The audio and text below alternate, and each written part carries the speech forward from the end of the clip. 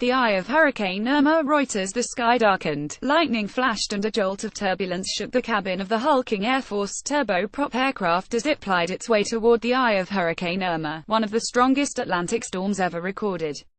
Piloting the four-engine WC-130J aircraft was Air Force Reserve Lieutenant Colonel Jim Hitterman, who over the past 22 years has flown into 40 to 50 hurricanes.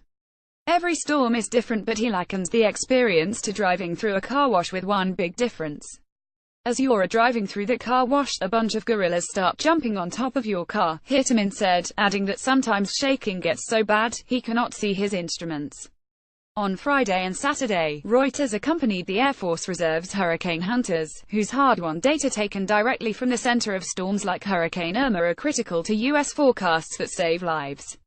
Experts say U.S. satellite data simply cannot do the job. We can estimate by satellite what the strength and size of a hurricane is, but only if you go into the hurricane can you really get an accurate measure of its exact center location, the structure, the maximum winds, said Rick Knabb, a hurricane expert at the Weather Channel and a former director of the National Hurricane Center. The 53rd Weather Reconnaissance Squadron's hurricane hunters are based at Keesler Air Force Base in Biloxi, Mississippi. Its members trace the origin of hurricane hunting to a 1943 barroom dare by two then Army Air Corps pilots to fly through a hurricane off Texas. Today, the missions are carried out largely by Air Force reservists who, after a few days or weeks of chasing storms, return to their jobs in the civilian world. Hitterman, 49, flies for Delta Airlines most of the time and, as a hobby, races motorcycles. The flight meteorologist, Major Nicole Mitchell, is an experienced television news meteorologist and mother of an 8-month-old baby boy. She normally lives in Minnesota. The way Mitchell sees it, the more accurate her data is, the more accurate the forecasts can be that tell U.S. citizens whether to evacuate their homes as Irma or other storms advance. It's a fact that we make a difference, she said. Risky business. Mitchell's plane would make 4 passes in total through Irma's eye during that mission, some entries and exits more turbulent than others. Its final pass came on Saturday, as Hurricane Irma walloped Cuba's northern coast. Irma's interaction with Cuba's terrain weakened the storm from a Category 5 to a Category 4 hurricane, but U.S. National Hurricane Center warned the storm was anticipated to strengthen again. Irma was expected to hit Florida on Sunday morning, bringing massive damage from wind and flooding to America's fourth-largest state by population. Millions of Florida residents have been ordered to evacuate. Despite the severity of storms like Irma and the undeniable danger on the ground, these U.S. flights into hurricanes have an incredible safety record. Not one aircraft has been lost in more than 4 decades. The last time was in 1974. As nightfall approaches, a WC-130J Super Hercules from the Air Force's 53rd Weather Reconnaissance Squadron known as the Hurricane Hunters flies through the eye of Hurricane Irma as it approaches the coast of Florida, U.S., September 8, 2017. Reuters. Gavin Lamarck. But they are not without risk.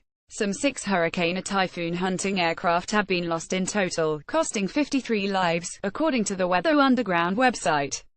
Jeff Masters, director of meteorology of the Weather Underground, recalled an extremely close call during a flight into Hurricane Hugo in 1989 organized by the National Oceanic and Atmospheric Administration (NOAA), which also fields its own turboprop aircraft. The pilot lost control of the aircraft, one of the engines caught on fire, and the aircraft descended rapidly, all because satellite data had given his crew the sense they were flying into a Category 3 storm. It turned out to be a Category 5. They were flying much too low for a storm that potent. We went in at 1,500 feet, which is a no-no in a Category 5, and we got clobbered, recounted Masters. The pilot was able to recover control after entering Hugo's eye. On the mission into Irma, jolts of turbulence also shook the equipment in the cabin as it neared the eye of the hurricane. Emergency parachutes swayed. But then, suddenly, everything in the plane settled down. It was safe enough to take off seat belts. The flying was smooth. Inside the eye, the sky opened up. The dark eye wall, the surrounding ring of clouds, could be seen outside the cockpit window. Drones and Sons. Masters says, someday drones might be able to do the risky job now done by experienced air crews. But, from the cockpit of this Hurricane Hunter flight, that possibility still seems distant. This aircraft, like all of the 53rd's 10 WC-130J planes, are specially equipped to gather meteorological data and send it to the U.S. National Hurricane Center. Some of that equipment is operated manually. That includes releasing sensors through the belly of the aircraft that, as they fall, transmit storm data including Irma's pressure, wind speed and direction. As the mission got underway, the sensors known as drop sondes appeared to be malfunctioning. Technical Sergeant Karen Moore, the loadmaster who releases the drop sondes from the aircraft, among many other duties, said she could not get its GPS signal as it fell into Irma's winds.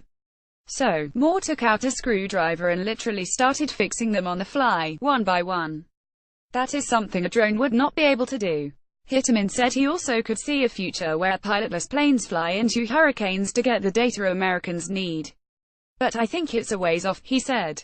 Reporting by Phil Stewart, editing by Mary Millikan, or Standards to Thomson Reuters Trust Principles.